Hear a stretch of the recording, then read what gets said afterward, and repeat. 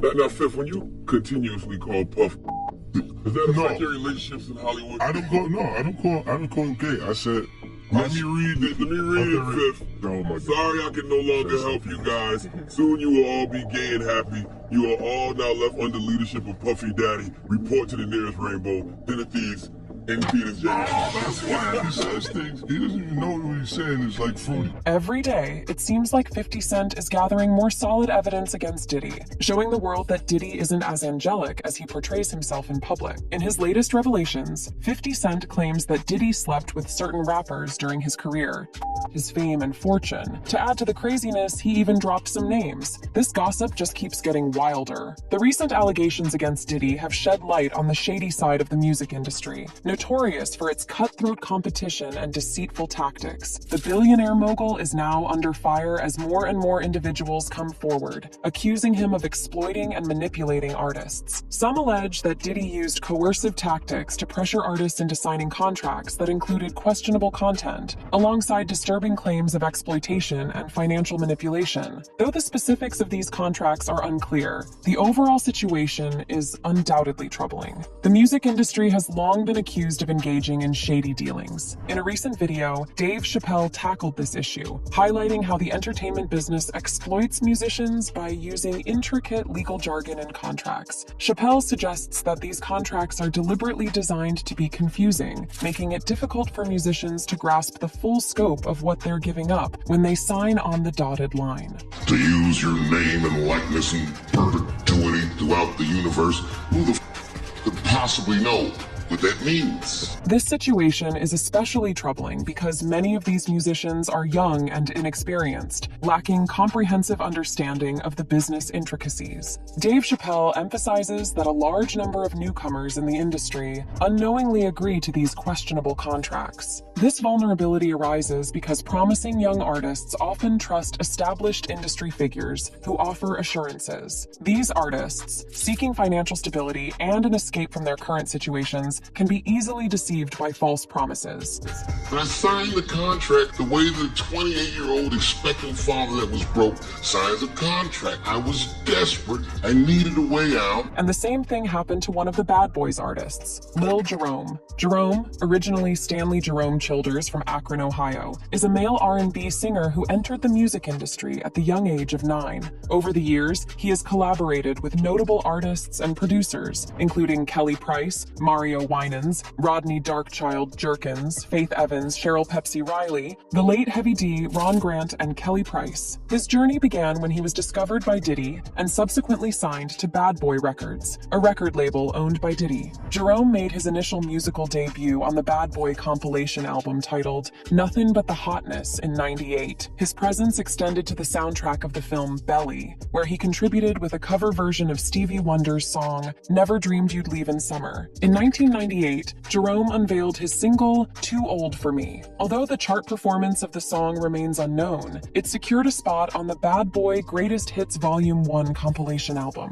Following this, Jerome's track Dear Yvette was highlighted on the 1999 Bad Boy Entertainment EP titled Emotional. Another one of his creations, No Disturb Sign, was also released during this period. Around the age of 13, Jerome parted ways with Bad Boy Records, marking a transition in his career journey. According to him in an interview on the unofficial Bad Boy fan blog, his reason for leaving the label was, well, it's just a mixture of the growing pains and the pressure of the music business. I had a nervous breakdown and it was in Puffy's best interest to not keep the project. Jerome's debut album was supposed to be released in 2000, but also, according to him in the interview on the Bad Boy fan blog about the album, yeah, I had about a good 13 songs ready for an album to come out before I had a little breakdown. Like I said, it was a mixture of growing pains, such as my voice and the mental things you go through when you go through puberty and so many other things, and then the pressure of the music business compounded that, and I had a breakdown. I just couldn't deal with it for that time.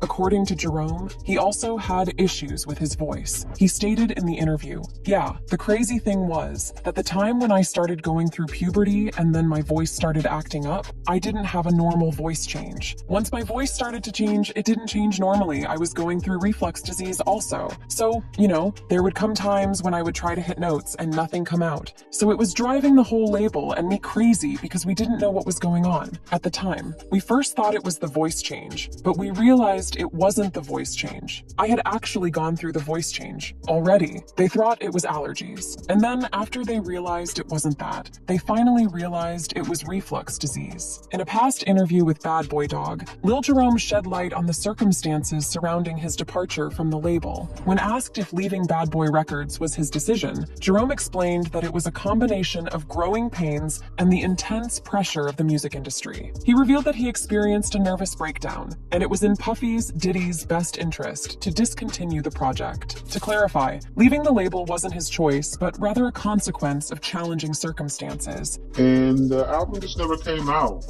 And eventually I did have a nervous breakdown. Something else that Jerome mentioned was, there was a time that I was in the same studio as him, but I never formally met him. I think I saw him once, but I never formally met him. But yeah, I was signed when he was on the label, and I was actually still signed when he died also. It was kind of a sad day for the whole label, and definitely Puffy himself. It appears that Lil Jerome was grappling with reflux disease during that period. There were instances when he attempted to hit notes, but nothing would come out due to this health condition. The entire situation was perplexing for both him and the label, as they were uncertain about the root cause of the issue. When questioned about why he was dropped, Lil Jerome recounted the same narrative, emphasizing the impact of his health struggles on his ability to perform and contribute to the label. Additionally, Jerome revealed that he started undergoing emotional changes, a common experience during puberty. These hormonal shifts coincided with a crucial phase in his career, as he was on the brink of releasing his album. Surprisingly, it seemed that Diddy, despite the circumstances, did not show much concern or empathy towards Jerome's struggles, which raised rumors that he may have done something wrong with him.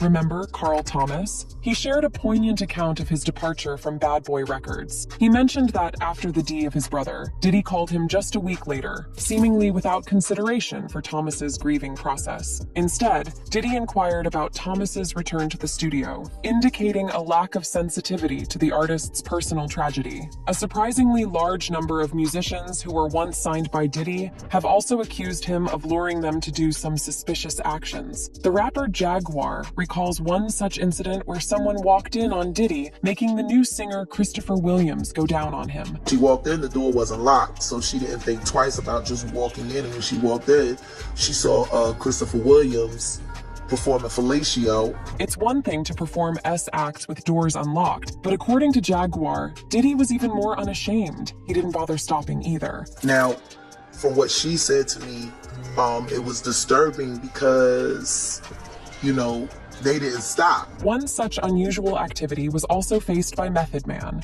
Method Man was sitting in a club in LA when Diddy approached him. Diddy must have been attracted to him because he then proceeded to hit on him in a rather weird way. Instead of talking some more and then inviting Method Man to his place like a normal person, he decided to send someone else to trick him into sitting in the car. Maybe this is like a game for Diddy, and he enjoys putting these straight men in uncomfortable positions. Method Man wasn't the only straight man Diddy had sneakily tricked into an uncomfortable position.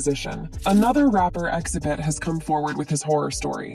Diddy invited him home for a good time and then took him clubbing, only to find out later that this club wasn't just an average club. Instead, it was a very explicit gay club. Exhibit was ignorantly trying to party and have a good time when someone pointed out to him that the men at the club were kissing. Exhibit was taken aback, but didn't think anything of it, until he saw another man dancing in the middle of the club. That's when he realized that Diddy had tricked him and taken him along to a gay club. Diddy has never openly admitted to his attraction to men, but he's also unafraid of being caught acting his fantasies out. In fact, in private parties and events, he very openly acts gay. Seemingly, the list is just too long. Anyways, that's it for today. See you in the next video. Until then, goodbye.